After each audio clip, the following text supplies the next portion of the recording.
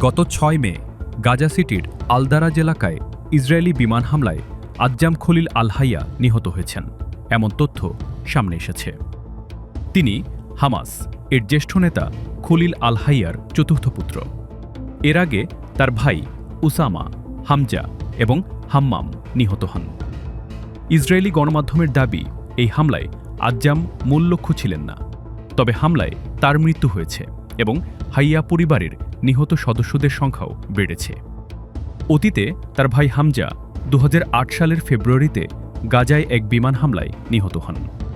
ভাই উসামা ২০১৪ সালের ২০ জুলাই সুজাইয়া এলাকায় নিজের বাড়িতে হামলায় স্ত্রী ও ৩ সন্তানের সঙ্গে নিহত হন।